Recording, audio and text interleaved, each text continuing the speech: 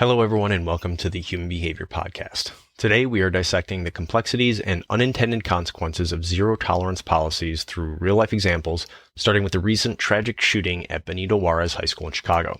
This incident exposes the bureaucratic hurdles and miscommunication that can arise between institutions like Chicago Public Schools and law enforcement, showcasing how rigid policies can delay justice and exacerbate violence instead of preventing it. We'll explore the rationale behind zero-tolerance policies and scrutinize their efficacy, drawing comparisons to more nuanced approaches within the legal system. Through personal anecdotes and a variety of case studies from education, criminal justice, and corporate ethics, we reveal how the inflexible application of rules often leads to unjust outcomes that fail to consider individual circumstances. By highlighting cases where mandatory policies lead to disproportionate punishments, we make a compelling case for the necessity of human judgment, empathy, and flexibility. Thank you so much for tuning in. We hope you enjoyed the episode, and please check out our Patreon channel where we have a lot more content, as well as subscriber-only episodes of the show. Enjoy the podcast, kindly ask that you leave us a review, and more importantly, please share it with a friend. Thank you for your time, and don't forget that training changes behavior. All right, well, good morning, Greg, and hello to all of our listeners. We appreciate the continued support, and those of you who've been checking out the Patreon site and sharing the podcast with friends. That helps us out a lot and giving us the reviews and stuff that you have. So we do appreciate that and want to get that right off the bat here today. But today's topic is going to be about zero tolerance policies. And sort of the reason we're having this is we had a brief Patreon discussion about it. And, our thoughts were, well, we could probably do an entire podcast on it. And then one of our Patreon members, like their first comment was like, you should do an entire podcast on this. So, which is, what we kind of knew going into it, but there's some, there's a lot to unpack with it. And so the reason sort of we're talking about this is because we have a bunch of different examples of how, a zero tolerance policy is implemented, and it has like horrible, catastrophic second and third order effects. And there's reasons why people want zero tolerance policies where their intent, might be great and might make sense. But when it comes to policy level stuff, like you're not going to ever know completely how it's going to work, but like you can plan for some of these things. And so I want to get into that and answer a few questions about why as humans, we come up with these things in the first place, and what their actual effects are. And we got a bunch of different stories, and I'll put links in some of the episode details. And for the Patreon members, I'll put links to all this stuff, in a post so you can check it out. But there was one that I wanted to kind of start with, Greg, and it came out of Chicago. And there was a shooting at a high school in the Pilsen neighborhood, if anyone's familiar with that area, Benito Juarez High School. I actually had a buddy I grew up with, his mom taught there.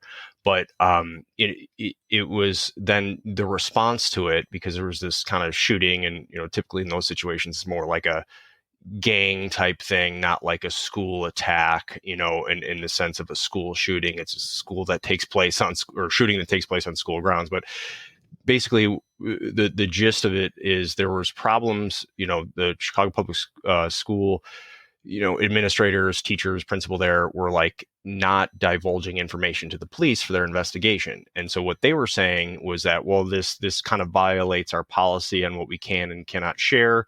And we're not allowed to give this. We have to protect the students. And the police are sitting there going like, look, we have an ongoing investigation. We need this information. So they, the Chicago Public School folks were like, hey, you got to talk to our legal department. And there was sort of this, what seemingly misinterpreted or ambiguous policy where they're only allowed to share certain things with the police in in emergent situations, and in situations like, a shooting, an active shooter incident or something, right? So it was unclear as to now this is just an investigation to something that was connected because everyone involved were current and former members of this school. So fast forward, what happens, it hampers the investigation. They don't end up, making arrests until I think a couple months later. And in the meantime, one of the people they did arrest was involved in another shooting in the meantime. So, what happens is this slows things down. It's tough for prosecution. And then now you're going to trial, and they're going to sit there and the defense is going to go, well, wait a minute, why didn't you investigate this further? Why didn't you press charges sooner? Because maybe you didn't have such a great case, or what's going on. So it really makes the situation worse. And so in that case, they had this sort of zero tolerance policy in place. And, it's a great one. You can read the story. I'll put the link in there because it shows all kinds of different the different bureaucratic things that happen between, in any major metropolitan area, between public school system, police, advocacy groups, lack of oversight or after action review when these incidents happen. It's just, we're going to make this policy, and then you're expected to adhere to the policy because that policy, well, here, it says it right here. We can point to it on the wall. That's what it is. And, and most of our listeners know this, it's just not that simple sometimes. So that's kind of the big one that everyone can kind of jump into and read about if they want, Greg. But like, I want to throw to you, because I've been talking now for a few minutes, but I want to throw to you to kind of get the conversation started about zero tolerance policies. And I know you have some other great examples that we're going to talk about throughout here, but I have a few questions that I eventually want to get to. Yeah. Of basically, why do we create these zero tolerance policies? What's the intent? Do they work? And what are the effects of these policies? Like, what do they lead to sort of at a sort of sociological, societal level in terms of handling these things? So we don't need to answer those right up front right now. We'll get to them, but I want to throw to you first, Greg. So again, 5 minutes, I've written an entire page of notes on what you said. So folks, good morning. And Brian is using the Tommy Boy defense. The guarantee is on the box. So I like that. And I also see the irony in the superintendent and the school administrator saying we have to protect the students after 2 students were shot and 2 were killed from this incident. Right. From a 16-year-old doing it. Okay. Yeah. The irony. The irony is quite thick on this one. Yeah. So the simple answer is that the chief of police and their representative told the school administrator and their safety and security people that the emergency of this shooting warranted their cooperation immediately. And in fact, what happened, it was so many high-ranking fights back and forth that it stretched out over 2 months. And then even to the point of the coppers, the Chicago coppers saying, hey, look, the prosecutors, as a matter of fact, saying we're going to charge these guys with obstruction of justice. And that's ridiculous. Even the attorney for the 16-year-old who did it, the 16-year-old had been kicked out of Benito Juarez Community Academy, then fatally shoots 2 and wounds 2 other in December of 2022. Now, this is stretched to 2024. This just was adjudicated last month. So the kid's attorney even asked, hey, listen, if he did it, why did it take 2 months to arrest him? Well, now we know. Okay, so the idea is that the policy became more important than helping police identify the shooter. And as Brian said, it created a cascading effect that not only casted a pall over the shooting and the school and the community's recovery from the shooting, but the subsequent arrest of the kid. And then it felt as though it was a weak case. It wasn't a weak case at all. There were a number of witnesses that saw the shooting. There were videotapes of the shooting. Videos, there were all these other things that were going on. But the mere fact that the number one cork, the stopper that was in the flow was the school going, well, we're not sure if we can do it. There's so many protections for schools. And specifically when a school thinks that there's dangerous intent, they can go so much more broadly than merely reasonable suspicion or probable cause allows a regular copper to go on the street, Brian. And so this is one that is emblematic of why we don't have or why you and I personally, I should say, don't support zero tolerance policies. Now, we know that they still exist, and we know that there's some around. And I have horror stories about some that I personally witnessed. But this one just epitomizes what could go horribly wrong. And Brian, you got to remember, what do you think the families of those dead kids or shot kids thought when they know what's going on and this kid is still out in the community? You get what I'm trying to say? And here we got this infighting that's raising to the level of charges, and it's on the news every night. That had to be just horrific. So zero tolerance policies are big in schools, especially. Like you have them in all different areas, but they're especially when it comes to school safety, or they're trying to keep kids safe and prevent school shootings. Do this, so you have to have certain measures in place, which I get it. So the first question is, why do we have these policies? It's the intent is of course we want to make the school safer. That's what we're trying to do with this. And we have to handle things in a certain manner, and certain behavior is not going to be tolerated. In fact, there's zero tolerance. But when you do that, it really oversimplifies the issue, in my opinion. And what it does is it takes away any sort of discretion that someone locally on the ground can make and have. Exactly. And that's a big problem, because that's kind of that's actually the opposite of how our legal system works, right? I mean, the point of our legal systems, yes, you have a clearly defined laws or statutes or policies, but the application of those and the interpretation of those are based on the specific circumstances of that case. So there's going to be commonalities for all of them, and then they're going to have their own unique elements, and it's up to those people on the ground to say, well, this is how we should apply this in this situation, because that allows for the lowest level of decision making. It allows for that discretion to take into account a number of factors. But the second you throw that zero tolerance, well, you just did something, and technically it violates this. So we're going to apply this law to you that was never meant to be applied to you in this situation. And to me, it's like zero tolerance policies are lazy. And I got to correct you. You did say we don't, have any, zero tolerance policies. We don't support that. We have a zero tolerance policy on drug testing for our pediatric exactly. We will We're never tolerate any form. drug test. Yeah. We do not tolerate drug testing in this organization. No, and we don't take that lightly, by the way. But does that kind of make sense to you, Greg? Is like it takes away the power of those on the ground, and those people who know the ground truth the best. Are they always going to be right? No. But are they going to be right more than they're wrong? Typically. I mean, you know what I'm saying? As long as you have a well thought out plan and policy, and they know how to implement it. Because once you just write something down and it's a checklist, and it's like, well, they did this. Okay, well, then this has to happen. Okay, so cool. I just turned my brain off. Why don't you just have a fucking robot do my job? Because where's the human in the loop in this? You get what I'm saying? Human in the loop is an incredible distinction. Plus, there's empathy and compassion. The law is written with it. The law isn't blind. Justice is not blind when it comes to individuals and their antics. And sometimes people make silly mistakes, and we have to be able to walk that back. And I'll give you an example of how ludicrous it is. Go to any store or any restaurant, and you'll see a sign that says, absolutely no dogs allowed. And then below it, what does it always say? Well, except for service dogs. Okay, well, then wait a minute. You get what I'm trying to say? What you're doing is you're walking back in. Now I could go on, because there's so many of these, because you can't do this. Yeah. But in this instance, that's okay.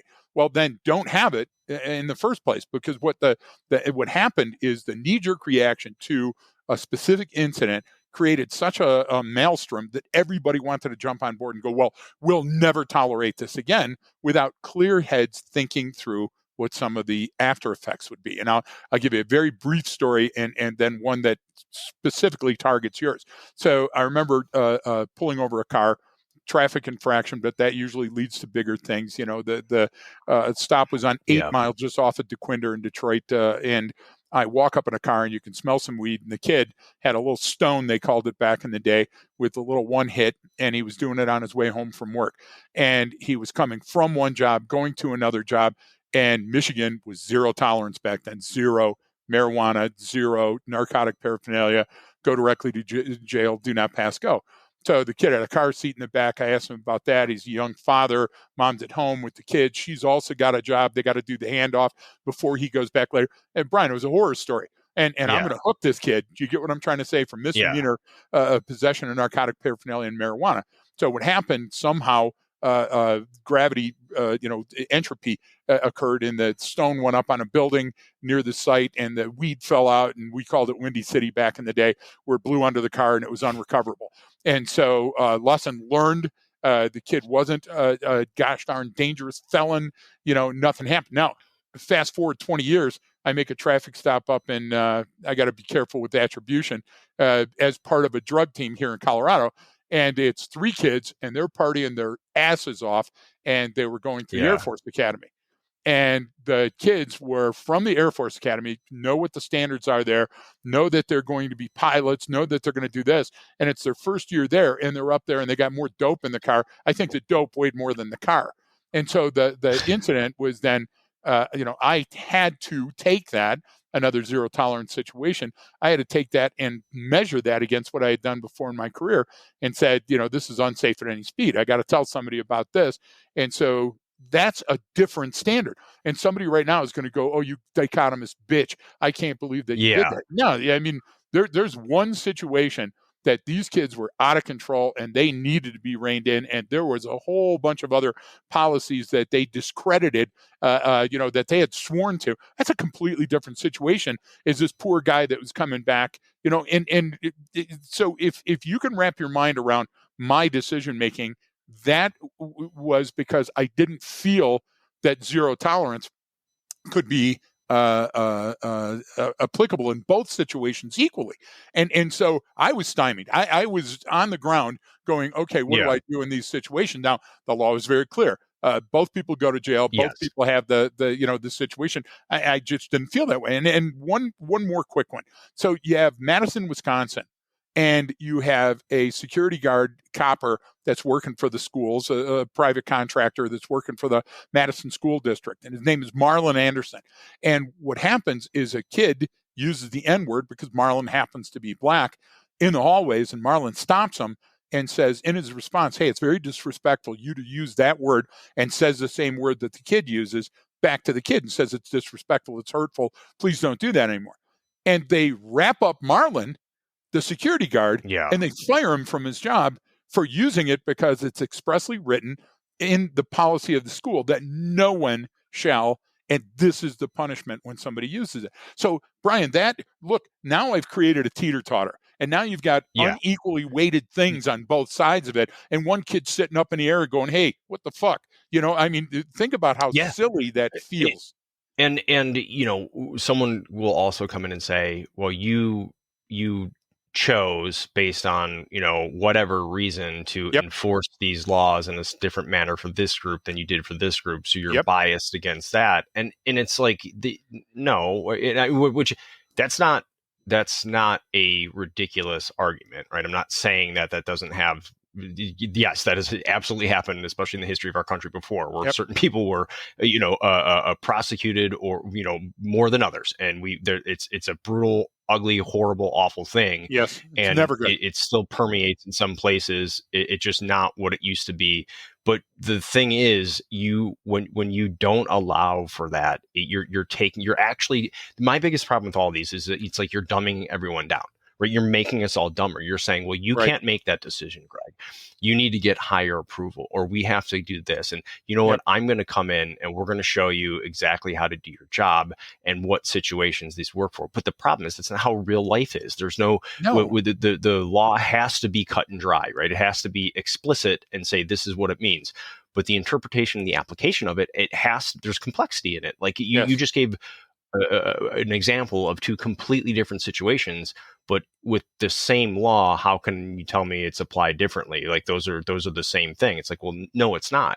It really isn't. I mean, exactly. Well, and there's no better way to look at it than even like the criminal justice system and how we apply different sentencing when they did minimum sentencing standards. It's like, okay, so you just took someone in their first offense for whatever this is, because it was crack cocaine and not regular powdered cocaine, and someone, when they were writing the law, didn't do the math correctly, and now that has a higher punishment, literally from a clerical error in computation, and now that's in law, but this is what you have to do. It's like, well, like you're taking away the basic human ability, what has kept society together for as long as humans have been around. It was this individual way of assessing a situation, having the learned folks apply things and go, well, based on what we know from the past, this is what's codified in the law, and this is what tradition is, and this is how we should apply it, because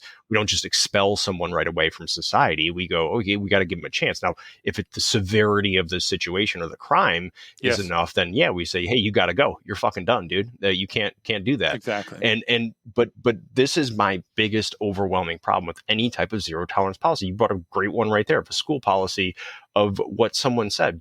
Yes. There's different HR policies. There's, the criminal justice system, and and just so we're clear, like, we talked about recording this podcast. So I spent a significant amount of time trying to look for examples where zero tolerance policies are effective. Yeah, where And they work. I had Right. I had a hard time because Yeah. every time, and maybe it was just not giving the right type of Google prompts, but like I'm looking in there going like, when is this, I tried so many different searches and it all popped up. Like everything that popped up was, that zero, another example of zero tolerance policy gone wrong.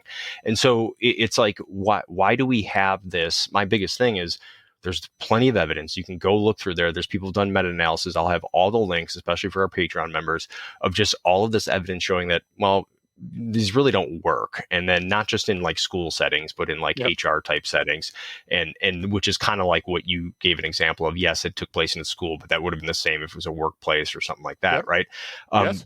But why is this need? Why do we have this desire to do that? Where does this come from, Greg? And I'm going to kind of like asking your opinion on the matter and why we do this societally, or why lawmakers and policymakers go, well, we're just going to, and why do people demand that type of response? Yeah. Well, and I would say that's a great question, first of all, but I would say there's layers of the answer. So anytime that you hear Jude's Law, inside joke, Marion's Law, this type of thing, when people name something, okay, that shows that, yeah, we understand somebody died and you were hurt and it was horrible.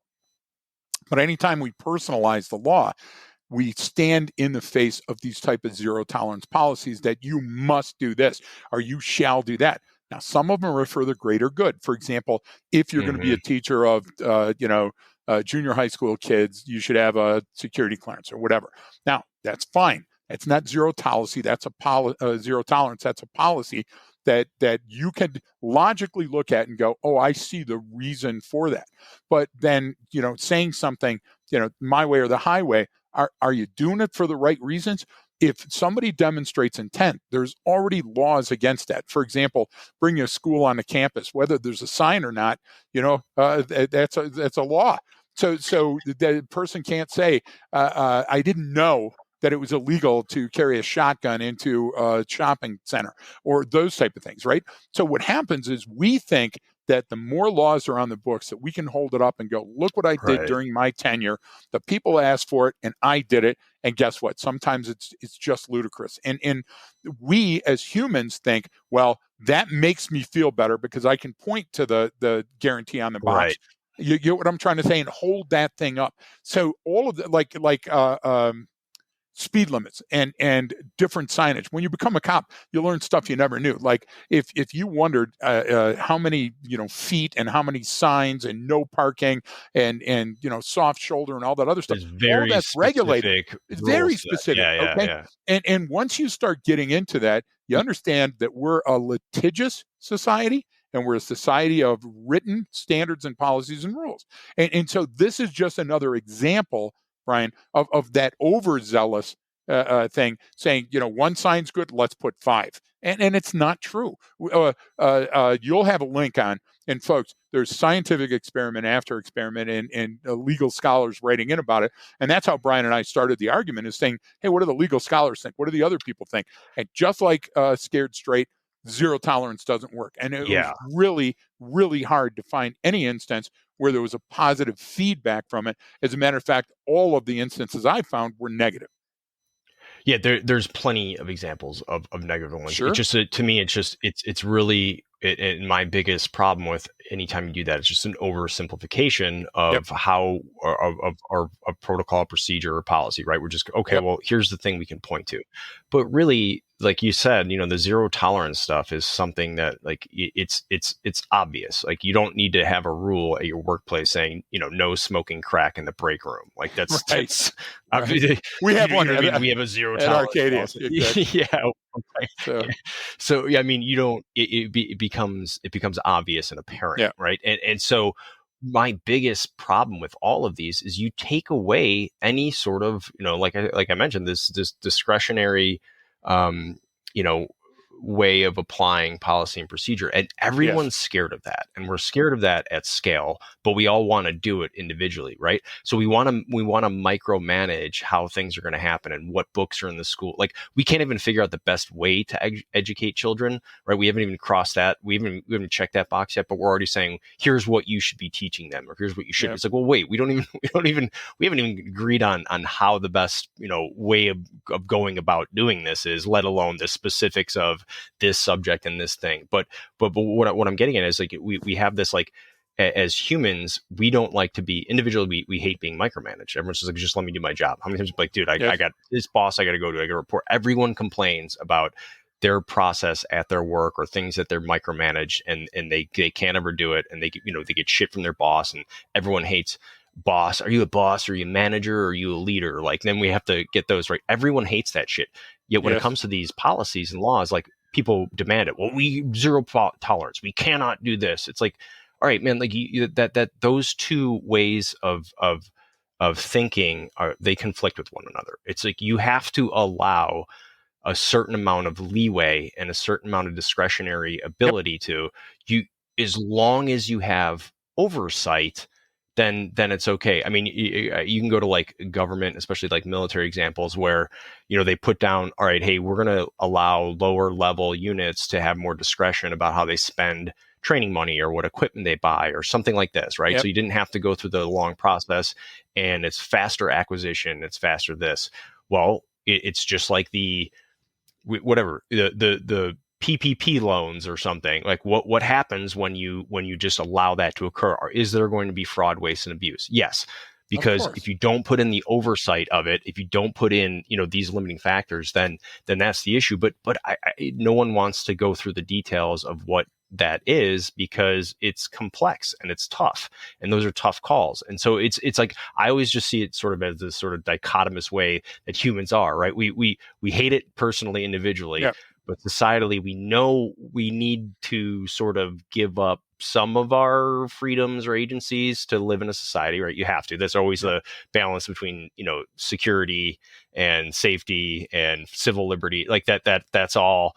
That's constantly in flux. Like, the more laws we have, well, the less freedoms we have. I mean, right? And so it's one of these things that I just, anytime I see something zero tolerance, it's like a little, like, I get like a little jab in the stomach. I get the cortisol drop. I'm like, God, like, why are you doing that? Just you say you want to invest in your people and you want to nurture them and get them better, but yet you restrict them to these specific policies that they have no control over. Well, then you're not investing in your people. You're not putting trust in your people. You know what I'm saying? And that's the biggest thing too. Out of, like, the HR examples for the private sector workplace came out. It's like, look, these zero tolerance policies don't work. What works is having open communication, understanding of the application of policies, right? Teamwork, like building a trust in your people with leadership. Like, if you have that, you don't need a zero tolerance policy, because everyone, some of the things are already implied, right? I mean, they bother me. I counter with a parallel argument that there are amendments to the U.S. Constitution. Mm-hmm. And that is because learned people sat down and said, man, we got to fix this. And there are Colorado revised statutes, for example, for the law. And revised means that we went back and looked at these, and these are better laws than those were. And it's not knee-jerk, and it's not a quick reaction from it. It's where people took time. Look, I say this a lot when we're in person to other people. Lysergic acid diethylamide, LSD, was legal in the 60s because there was no laws against it, and people built it. And until somebody came together and say, wow, there's a lot more deadly and detrimental effects to this, and then they had to enact things. So what has to happen is people, like, look, if the dike is leaking, you got to stick a finger. Okay, I get that, but those knee-jerk stopgap methods have to become corrected and codified over time with research and diligence. And we're not doing that. We're saying, okay, well, this place has a lot of gun violence. Well, we got to have a shot spotter, and they changed their name, by the way.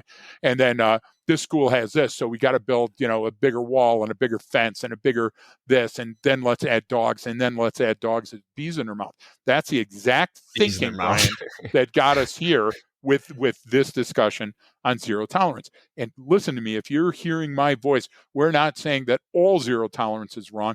We're saying that we're really, really trying to find one or two policies that save stuff. And if somebody's going to counter, it's always school shootings. Somebody's going to counter, well, we saved the school shooting. There was just a caper where the FBI had been following a guy January, February, March, and just arrested him because he was going to go and shoot up a concert, wanted to start a race war before elections, all this other stuff.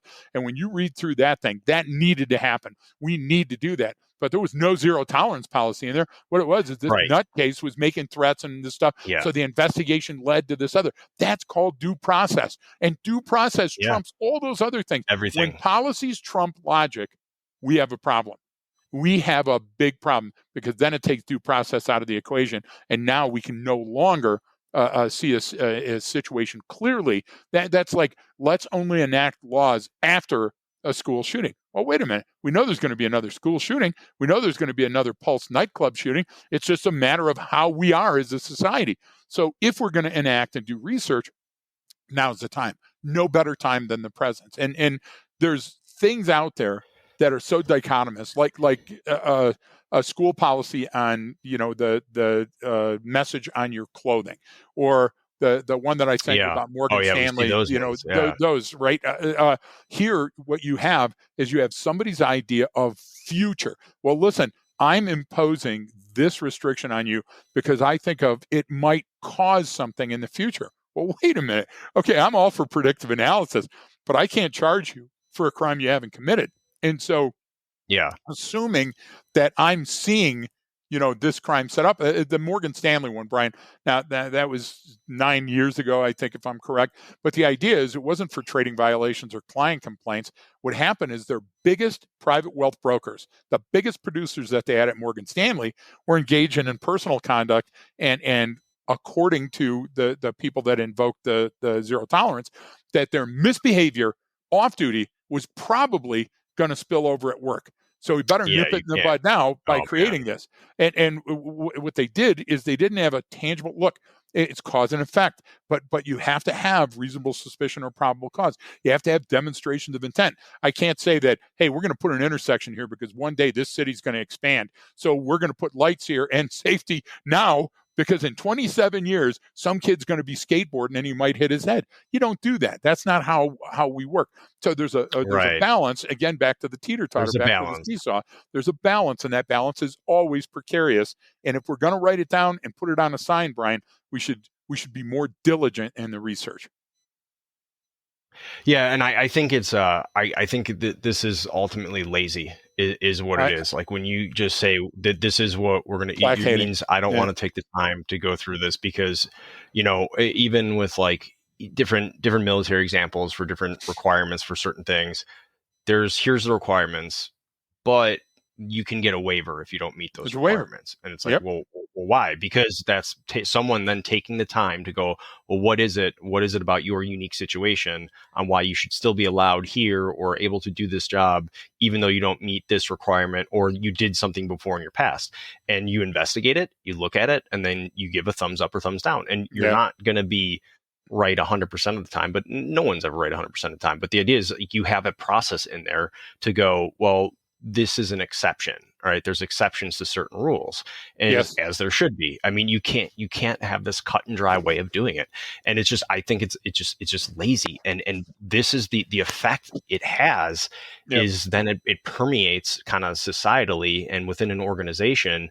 And then we just get lazy with everything. And then we just go, well, I don't want to deal with this. There's all this pressure societally to handle this problem or whatever. So we'll just say this is the zero tolerance policy. It's like, well, you're going to screw someone over, and you're going to screw someone over pretty bad. And then sometimes they're probably going to come back and sue you, and you're going to lose out in the long run. And you just like, it's the dumbing down of us as humans. Yep. And the Liam Morrison at Nichols Middle School is a perfect example of this. So you can't choose when you're going to impose a very strict violation like that. And this goes right back to, are both of those dope cases the same? So he goes to school at Nichols Middle School in Massachusetts wearing there are only two genders shirt. And the school says, take it off. And he says, I'm not taking it off. So they said, you got to take it off or you're going home. So he goes in the other room and he puts tape over their only part and taking away the two genders. And they go, not close enough. It's exhibiting such hate speech according to their dress code violation, which stated must not state, implied, depict hate speech, imagery, targets, right? So they're saying this one is so profoundly hate speech that you got to take it off or go home. Now, this kid has a history of wearing shirts that are always talking about First Amendment, Second Amendment, these rights and stuff. And the idea is that his First Amendment right to free speech shall not be infringed, right?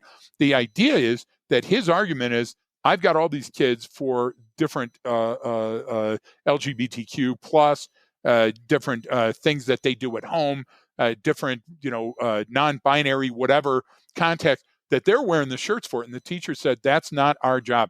Our job is to enforce the violation of the dress code. And so you have to take that off. So he's looking for parity. He's saying, wait a minute, if that's okay, why isn't mine okay? Yeah. And the school says, in their answer to this, because he recently lost the case against it because their local version of the Supreme Court said, hey, wait a minute, this one doesn't stand because it's in a violation of the dress code and was going to cause unlawful, just imminent unlawful activity because of him wearing it. So they thought the longer that he wore that, the other kids in school would get amped up and sooner or later a fight would break out. Brian, there again, I'm saying, wait a minute. What are we talking about? My standard was this. This guy's doing nothing wrong. He's just going home. He made a violation of a misdemeanor ordinance. It shouldn't cost him the rest of his life and his job and going to jail and thousands of dollars he couldn't afford. These other kids, they knew better. It was part of their code, their ethical code that they took, Now here we got a kid that's wearing a shirt, and you know what? If you're going to send him home, I get it. Okay, that's okay. But then reap the whirlwind when it comes back around with all the other instances. Now, somebody's going to say, well, that's kind of a weak example. No, it's not, because the policy is clearly designed to keep those kids safer at school because they shouldn't have to contend with this shit. But then if you're going to have that policy, it's got to be equal across the board. How are you going to enforce that? How? That's where these zero tolerance policies come from. It's not from something obvious like, yeah, you can't bring a gun to school. Like, okay, like that's, we get it, understood. Right. But it comes from these cases, and it's someone wearing a T-shirt with the same. And there's countless, all the way up to the Supreme Court cases. That going back. There's a lot of legal precedent for that, and free speech is, especially if it's a public school, because they work for the public school as part of the state. They have. They don't have as much leeway, let's say, as like a private school. Private school can just tell you, like, no, you can't wear that, get that. I don't care. They can make up their own rules, right? But it's very different in a public school. And so those are the types of cases that people don't want to jump into. And so we just go, you know what? Fine. No one's wearing shirts with any message on it. And it's like, well, so I can't wear a shirt that says I love this school, I love my parents, or something. Like, you know what I mean? Like that's because it would be a classification. It would be a group. Exactly.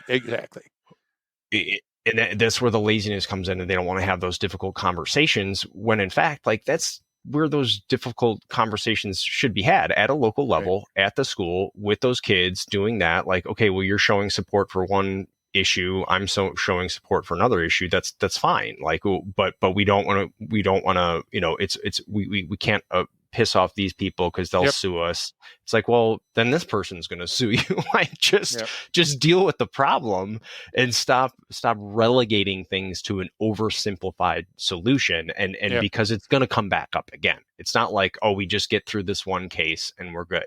No, all cases inform other future cases. And so therefore, like, you kind of got to deal with it now. And that's my biggest issue with all of this. It's just like, well, let's just make it simple. Well, every time you do that, we get a little bit dumber. Like, every time we do those things, we don't have those conversations. One, it's bad for the kids, man. They're at the best chance to learn that at that age than they are when they're adults and they're set in their ways, right? Because that, like, we use it as a teachable moment. I mean, it's a school. Literally everything that happens throughout the day is a fucking teachable moment in some way, shape, or form. It's a school. They're kids, so show them everything. You know what I mean? Like, that's the thing. Is like, why can't they learn then? Because they're going to probably interpret it better than the parents are. Just because they don't They're not thinking of, oh, I have kids here and I'm worried about this and I have this life experience. They're just like, what's the issue? They're literally a Yep. clean slate going like, I don't see, tell me what the problem is because you're teaching me. And Well, we're teaching them that exactly. just to oversimplify everything. And you know what? Your thing doesn't matter as much as that thing. And this thing is, well, it's different. And it's like, well, if you can't explain it to a kid at school, then you don't know the issue very well. That's Right. the way I look at it. Well, and look, the reason I brought up Marlon Anderson with the Madison School District and Nichols Middle School and Liam Morrison is they're both sides of the same coin. Somebody's going to think that they're both sides of a spectrum. They're not. Okay. I agree with having policies and dress codes because if they're equally applied, they lessen the risk that might go along with threats of violence and those type of mayhem that could cause that happen at school, because kids are kids and they don't understand things and they'll act out and act up. Look at this whole thing with the college campuses now. I don't know much about this issue, but I'm willing to fight and die for it. Okay, so I agree with that. But what happened is the policy went to the point where Marlon Anderson is fired for telling the kid not to use the word that the kid used. So that's what I'm trying to say. I think we have to be careful of the extremes. And here we are again with overreach in the policy where we're saying, the Morrison argument is, look, I only wore it because everybody else is wearing something pro this or pro that, and the school didn't say anything. So to that end, I agree with the argument, and I always side with free speech. But I do also understand that the school has the right to enforce a dress code. So don't think that we're giving a mixed message here. What we're saying is case-by-case basis. And you're saying, well, I don't have time for that. And we're saying you got to make time for that. Well, this is why we go with demonstrations of intent are more important. Totally than motive. Like what, you know what I mean? Like what is your intent behind doing this? Like, yes, and that's the big thing. If you came in intending to piss off a group of people, well, you're a fucking asshole. Like just say support what you want to support, but like, are you directing something towards someone? And when you get into just what is your intent behind something, that's even easier with kids, because most of the time it's like, well, I don't they probably didn't even think that far into it. So it's like, okay, you know what I mean? Like you didn't put a whole lot of thought into this. You just, which is okay. You're just being a child. Got it. Like you're a teenager. You're this, like trying to figure things out. Sure. You're figuring shit out. Yeah. That's, you get leeway in there versus if you're a 30-year-old person walking into a place and work and with something very specific. Right. And, when I focus on intent, like, but it cuts through all of these situations. Like, what is the intent of this policy then? So if I go back to the original story from the Chicago Public Schools, what was the intent? Well, the intent of the policy was, one, we want to protect students, but there's certain circumstances, like an active shooter situation. So they took it literally. Precisely. Like, well, this isn't an active shooter. It's like, but it's like, no. But this affects the safety and welfare of the students, and it involves students at the school. We still need to apply it here. And they're like, well, that's not what it says in the law. It's like, you know what it is. That's the intent behind it. That's the intent behind what this is. And the speed it's for this type of situation action is essential. Exactly. Because it's rare, Brian, because it doesn't happen every day. That's the whole point behind those type of laws, right? And I think you can even start with that when you're crafting what that policy is going to be. It's like, what is your intent with this policy? And you can spell that out. And then once you have the intent clear, you can then figure out, well, how does that work here at our school or here at our office? What does that mean at this location? And then we can sit there and go, well, let's come up with some potential situations that we might run into. And this is not this is not like some exhaustive, meticulous process that you know what I mean? Like you can sit there with people, go, okay, what are we likely going to see with this, and play it out. And when you do that, it helps you craft what the intent behind your message is, and it creates the intent behind the policy. And I think that's everything. And it's the same thing with determining what this person meant by that, by the message clothing or by the threat that they made. What is their intent behind or their actions? Right. Those are all hugely important. Yeah, because otherwise it gets into like, I don't care what the message is on the shirt necessarily. Are you just trying to be provocative? Are you trying to be evocative? Are you trying to just piss people off? Like whatever the message or the group that you're identifying with, it's like, that's fine. You get to be that as a human. You get to be part of all kinds of different groups. But what is your intent with the action you Yep. just took? And, Yep. and it helps clarify it, because then I can use that no matter what side of the issue it is. And it helps me just maintain some clarity. Are you exercising your First Amendment right? Or are you here to start a riot? You know what I mean? Like, those are two Precisely. different things. Right, and So that's a predictive analysis tool that could be applied in this situation. The lowest level argument is we have a policy against that. Totally agree, as long as it's uniformly applied. Then the second thing is somebody goes, okay, it can't be uniformly applied because this is a one-off situation. Okay, agreed. Let's bring it in. Is this the proper venue to have this fight? Is this a fight that we should have in front of the students on this day at that time that might hurt somebody needlessly? Why don't we take this to the superintendent's office?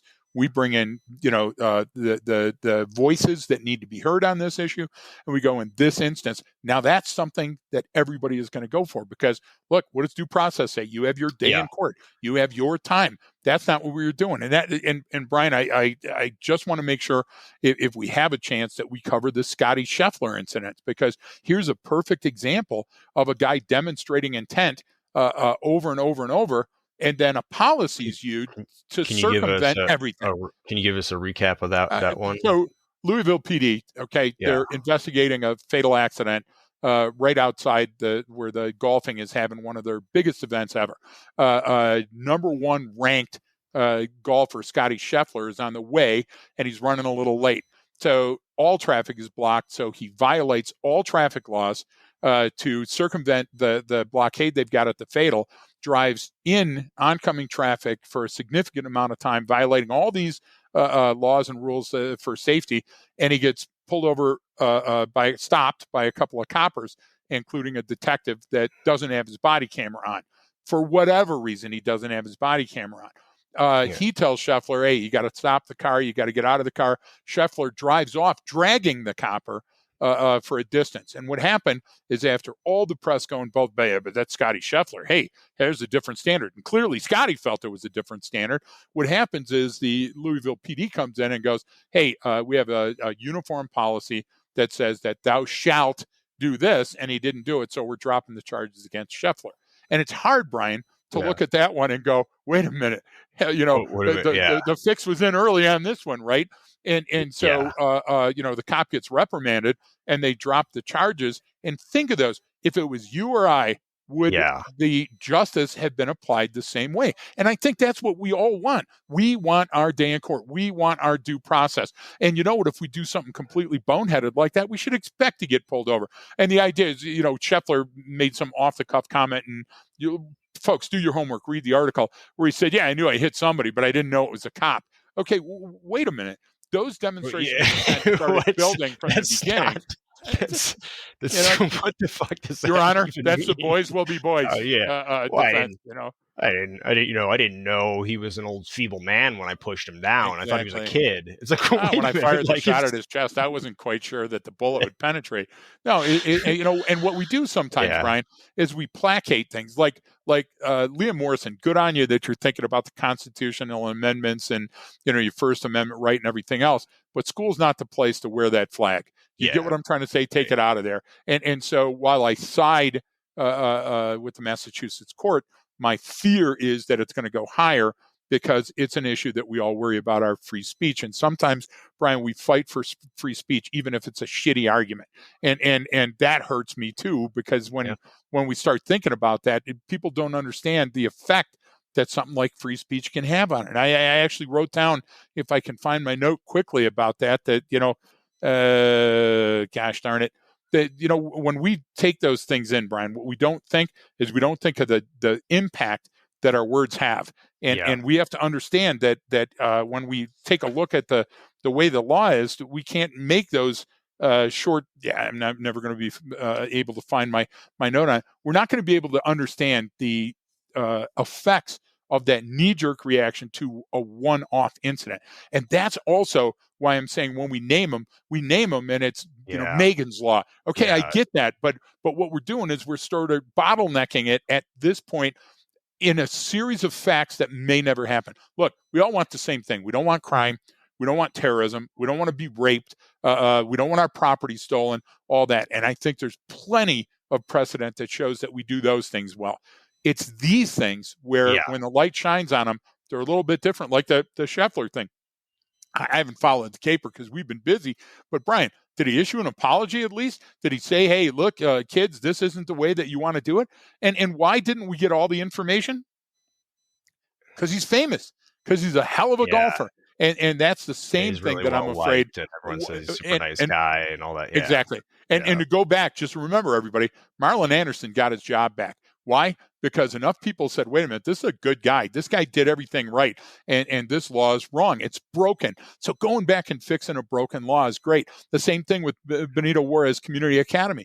Okay. They had to know that they were skating on thin ice and violating the CPD, the Chicago PD, openly like that. What did that do? Did that restore any faith in the community or in the school or in the cops? You see what I'm trying to say? So those long-lasting effects from a short-term decision, Brian, are some of the most disastrous, and we really have to focus on those. We don't. I don't know. It's like you can do both. You can think globally or strategically, and then act locally or tactically, right? You can do that. You can say, okay, I have to make a decision on the specific case, but I have to take into account the overarching effect it will have, not just on the specific case, but overall. Absolutely. And you got to balance that out. And I think that helps with a little bit of understanding on how to approach these issues. Is yes, we have to, people are upset about this thing, so let's deal with it. But how does that fit into the overall big picture? And exactly, is this the one we want to go all in on, or is this something that's going to pop? You know what I mean? It just to sort of think strategically, but act tactically. Is what I would say, or decide tactically. That's kind of how I look at it. But we also, Brian, I think we also have to take a look at outdated concepts like. I'm ambivalent about the scales of justice because I absolutely love the law. You know me. But when we take a look at that, we've forgotten the message. Justice is blind was intended to say that it's going to be equally applied no matter how much money you have, no matter the color of your skin or your religion. Then we see the scales. Well, the old standard was the preponderance of evidence. The more evidence you had that tended to show one side over the other meant that you would win. And we know that's wrong. So now it goes down to case-by-case basis, putting yourself in the shoes at that time, at that place, and then looking at evidence, artifacts and evidence that support. And then we have bench trials and jury trials. So that thing, which we all understand, listen, when we get the balance out, then it's going to be great. We know that it's been problematic. So here's a time in our lives where we could make a big change and restore some order by going back and saying, hey, these capers are important. Look, you know what you and I do? We pick out capers and talk about it for an hour that nobody's ever heard of. I'm saying, why haven't you heard of these cases? Why aren't you more outraged that it took 2 years for Benito Juarez Community Academy and the CPD to come to a realization that things needed to be fixed, Brian, on both sides, like the after action review? That became a contentious situation. How can it? These are all things that are meant to make us safer and lubricate the wheels of justice, and they did exactly the opposite, and that gives me pause. No, I agree. There's kind of a lot of different cases we brought up as examples in the episode, and I think it's an easy way out. If you want to hit the easy button, sure, create a zero tolerance policy. It's going to come back and bite you in the ass, but hey, you didn't have to do any work right now. I mean, that's my big thing. It's like they're complex, they're tough, but they're not outside of the span of someone's control or what you can do at a very simple level. Like this isn't, don't overthink it when it comes to this stuff. I mean, just what's the best way to enforce this for where I'm at right now? How does that fit into the bigger picture? And is this a trend or something I'm going to see? How much weight do we have to put on this case? You know what I mean?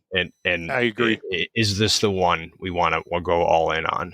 You know what I mean? Because it might not be. And just that knee-jerk reaction, again, is rarely a good one. But total agreement. Well, we appreciate everyone for tuning in. There's a lot more on the Patreon site. You can go ahead and check the links in the episode details. Go over there. There's all kinds of different content that we have on there. We deep dive some of these topics. We give different examples and behavior breakdowns. All that stuff is all on there for you to check out. And then also you can reach out to us at the Human Behavior Podcast at gmail.com. And we appreciate all of you tuning in and for supporting the show. So thank you so much. And don't forget that training changes behavior.